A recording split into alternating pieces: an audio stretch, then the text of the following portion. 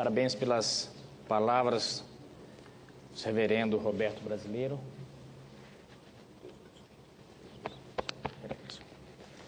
A casa agradece o carinho.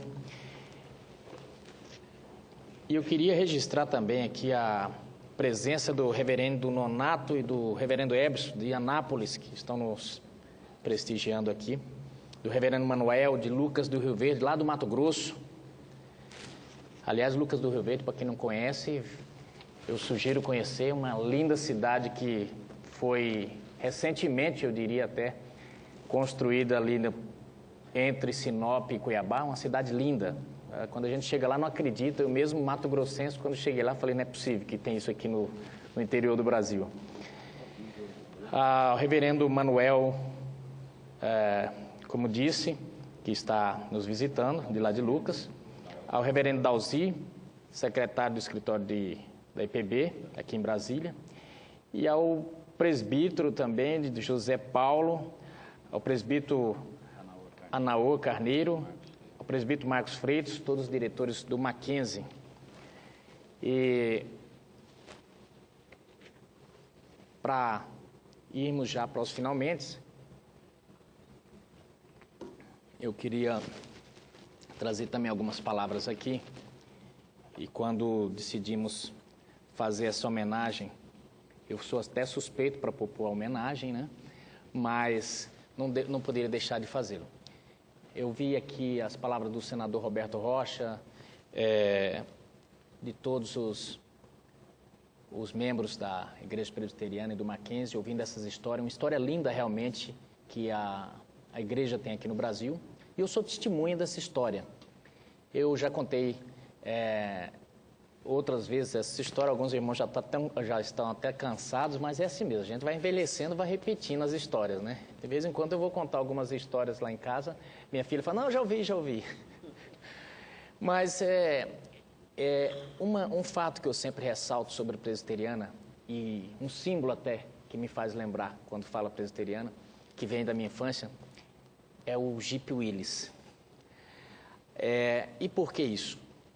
A Igreja Presbiteriana, em determinado momento, até para enfrentar o interior do Brasil, acho que era um dos únicos veículos traçados que podia enfrentar atoleiro, enfrentar estradas abertas a facão, a Igreja distribuiu jipes para aqueles missionários e presbíteros que faziam a pregação do Evangelho por esses rincões afora. E a minha família, eu nasci no sertão de Caicó e nós fomos no início da década de 70 para o Mato Grosso. E minha avó era extremamente católica. Minha avó, ela tinha calo no joelho de tanto rezar. Ela pegava o rosário, pegava a gente, os netos, só para ver essa quantia de netos, só para dar uma noção disso. Ela teve 23 filhos, então eram bastante criança. E ela colocava aquele monte de criança e ele ia na continha do rosário e aquilo a gente dormia, acordava e continuava. E ela era assim, ela era tão fervorosa e também partidária, presidente. Ela contava pra gente que quando ouviam falar, olha, tá vindo um crente por aí, fechava as portas para não ouvir. Isso era a situação ali no Nordeste. Não quero nem ouvir esse povo. O padre falou que os crentes estão vindo aí, porque vinham os missionários pregando, né? Mas ela foi para o Mato Grosso, fugindo, obviamente, da seca, porque na década de 70, no início da década de 70, houve uma mortandade um pouco acima da média das crianças, por desnutrição infantil, e da seca muito grande. Nós nascemos ali numa região chamada Sertão de Seridó, que inclusive nesse momento as pessoas estão tendo que ir buscar água a 70 quilômetros de distância. É uma região muito seca mesmo, muito atingida. E nós fomos então para o Mato Grosso. Chegando no Mato Grosso, começou-se... ela ficou muito distante, nós fomos morar na zona rural, e ali tinha muitas pessoas pregando o Evangelho. Algumas missões norte-americanas, e também tinha o presbítero ali, o reverendo da Igreja Presbiteriana, no jipinho ali, sempre pregando o Evangelho para as comunidades ali. E aí, aí é o início da história, que eu faço um parênteses aqui. Quando nós fomos eleitos para o Senado, o senador Pedro Táxi se elegeu governador e eu, como suplente, iria assumir. E estava visitando um amigo em Cuiabá, um advogado de sucesso até, e ele me disse o seguinte, falou, olha, ele não sabia que eu era da Presbiteriana, falou, eu vou te dar um conselho. Eu estudei, consegui um relativo sucesso na minha profissão, mas a minha vida era extremamente secular. Eu cuidava só e ela começou a entrar em parafuso. Estava extremamente bagunçada. E eu tenho um amigo, o Maurício, que em determinado momento colocou ela no eixo. Eu falei, como é que foi isso? E ele contou que o Maurício pregou o evangelho para ele e tal, e que ele veio me contar. Ele falou, eu queria que você, indo ali para o Senado, não esquecesse que nós somos passageiros aqui, que nós somos efêmeros, e que você colocasse Deus na frente de tudo. E aí eu perguntei de que igreja que ele era e tal. Ele me falou que era da Presbiteriana. Eu falei, não, mas eu congrego na Presbiteriana também. Ele falou, maravilha, não é possível e tal. Ficou muito contente. Ele falou, então eu vou fazer uma ligação aqui. E ligou para o Maurício, em São Paulo. Colocou eu para conversar com o Maurício. E o Maurício me perguntou, mas como é que você teve, como é que é a sua história com a igreja presbiteriana? E eu comecei a contar para o Maurício essa história que eu falei para vocês aqui. Mas o interessante é que quando eu falei o nome do reverendo que ia no jipezinho lá, que acabou pregando o evangelho para minha avó e tal, e que minha avó se converteu e passou então a evangelizar toda a família, eu vi que ele embargou a voz um pouco. Era o reverendo Amador, que era pai do Maurício. Uma história interessante, eu achei muito interessante pela coincidência que foi. Mas finalizando a história foi essa. Nossa família começou a nossa história com a presbiteriana assim. Era uma igrejinha no interior do interior de Mato Grosso, lá na região do Areia, a igreja da Baunilha, em que os irmãos se reuniam e quinzenalmente, ou às vezes uma vez por mês, porque ele tinha que dar assistência a toda a região, e chegava com o jipezinho lá, o Jeep Willis, e pregava ali para as pessoas. E foi na escola dominical ali, presidente Roberto, na escola dominical com a professora Wanda, que deve estar nos ouvindo aqui, nos assistindo, que eu tive os primeiros acesso à revistinha da igreja e que tive o primeiro contato, vamos dizer assim, com o evangelho.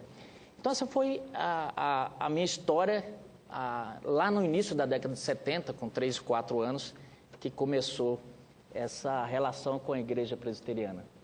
Então, isso tudo que foi falado aqui hoje, eu resolvi contar essa história ela é um micro, se comparado à grande história do Mackenzie, como surgiu, do que a rede presbiteriana tem feito. Mas eu quis contar essa pequena, minúscula participação ali, para ver o tanto que era importante para aquelas comunidades. Porque hoje nós temos Bolsa Família, nós temos N programas sociais, mas naquela época não tinha. As pessoas morriam de malária, as pessoas morriam de N doenças, algumas delas que o Maurício citou que ainda existem. Mas sabe de uma coisa? Quando o reverendo Amador ia lá na região do Areia, ele não levava só a palavra, levava às vezes injeções, ensinava as pessoas a aplicar a injeção. Meu pai, por exemplo, ele é uma pessoa maravilhosa, extraordinária, um homem que eu aprendi muito, mas ele não sabe ler. Só que ele aprendeu a aplicar a injeção. Ele aplicava a injeção ali nas pessoas. Hoje seria preso, coitado, se acontecesse. Mas era um trabalho também social. Ou seja, lá na década de 70, a igreja presbiteriana já fazia esse trabalho social que o pastor Walter falou ontem no culto a respeito das vítimas de Mariana, que o pastor Roberto e tantos outros falaram hoje aqui. Que por vezes, às vezes a gente pensa que não é importante. É importantíssimo. A nossa família morava num rancho de palha, que era quase 20 pessoas debaixo de um rancho de palha. Que por vezes era uma picada de algum bicho que Que coisa, se deixasse, morria. Não, chegava as pessoas mais instruídas, e olha, levava para o posto na cidade.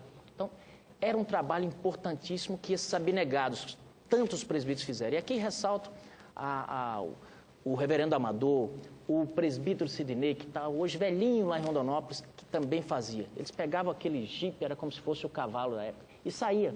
E quando eu digo que eles abriam estrada a facão, não é retórica, não. Isso acontecia.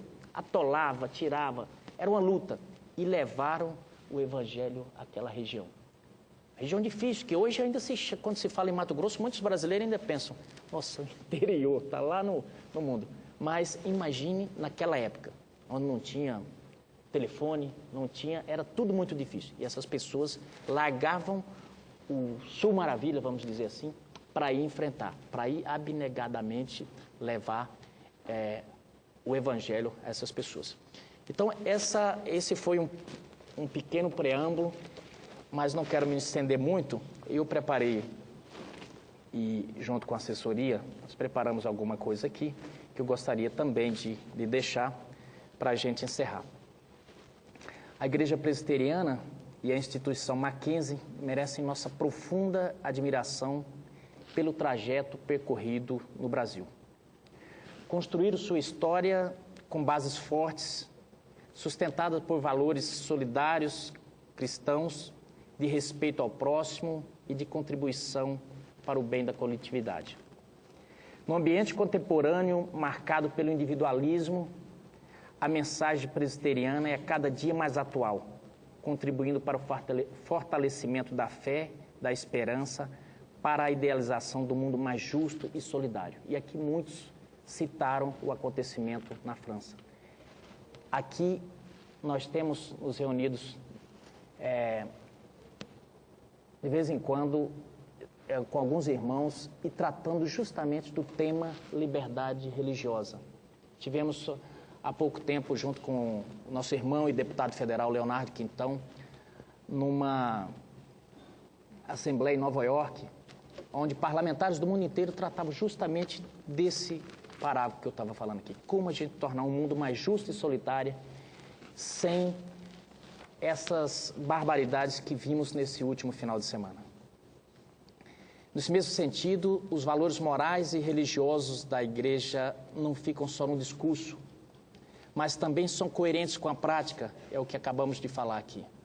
Os presbiterianos empreendem obras sociais em favor da população carente, fazem campanhas para arrecadação de alimentos, oferecem cursos gratuitos, contribuem efetivamente para a geração de emprego e renda. E aqui eu faço um parênteses nesse parágrafo.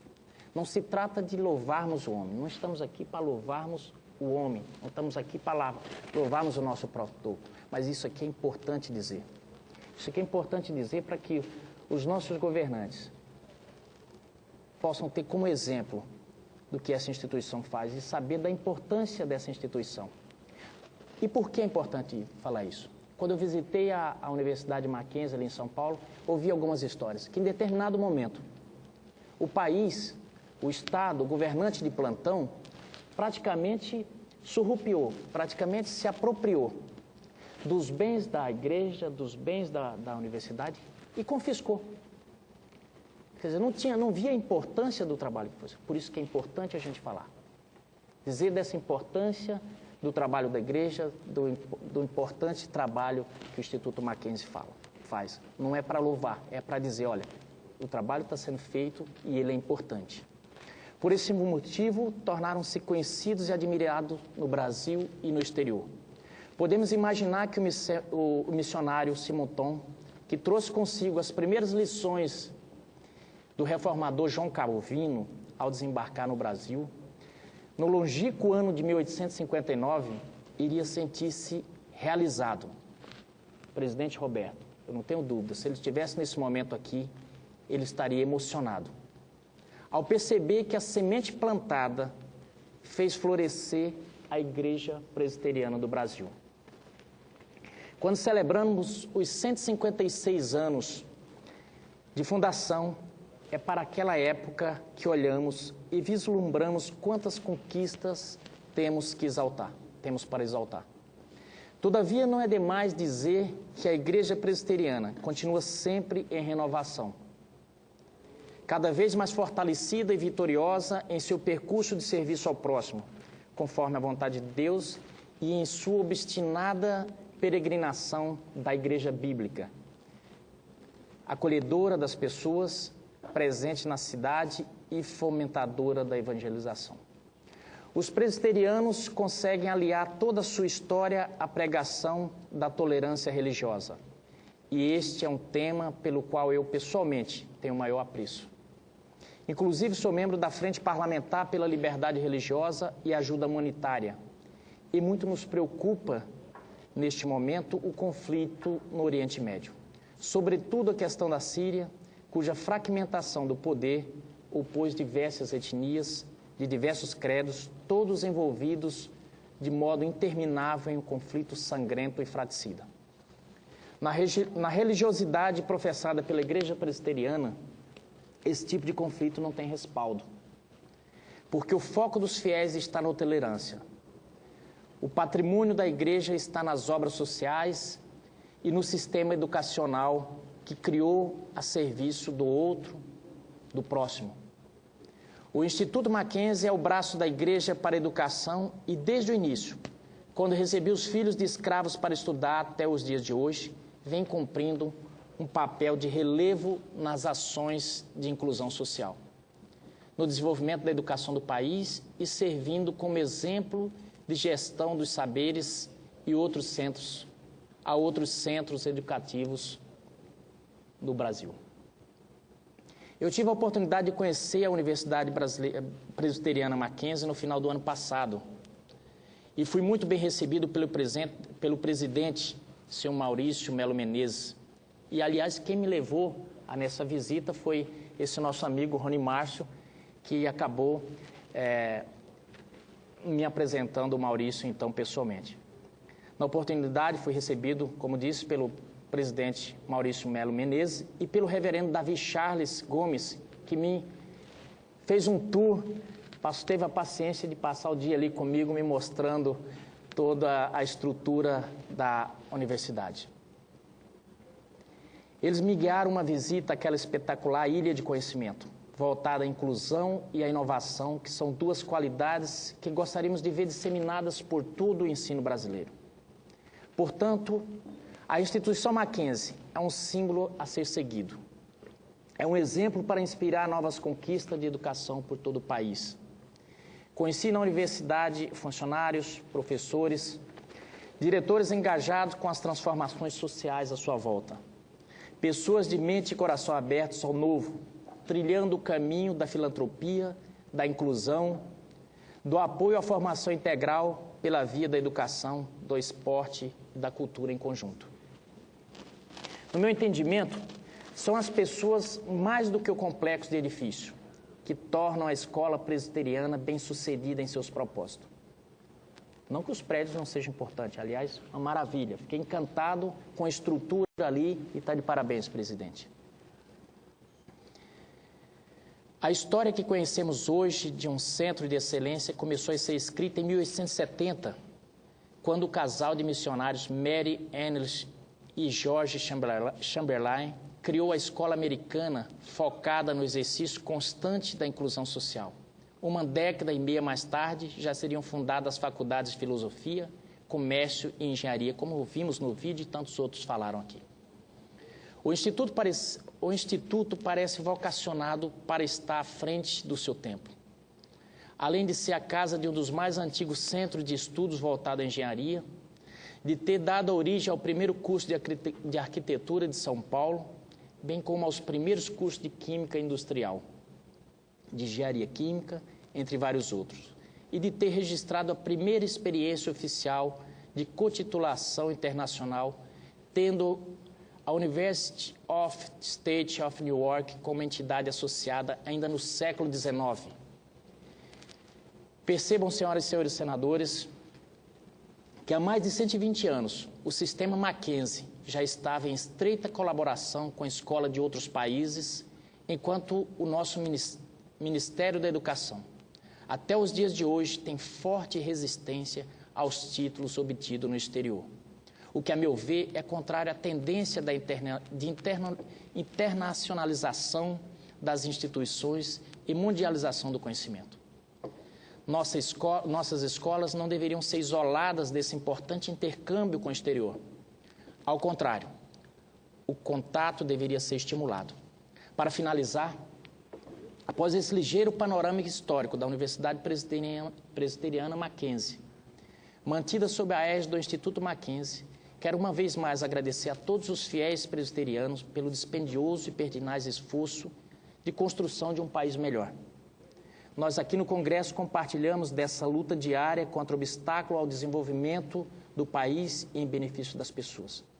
E pelo transcurso da data comemorativa de sua fundação, a Igreja Presbiteriana no Brasil e o Instituto Mackenzie recebem esta justa homenagem, razão por que parabenizo as duas instituições nas pessoas de seus líderes, de seus professores, colaboradores, alunos e fiéis pela continuidade das realizações acadêmicas e sociais dessas instituições sesquicentenárias.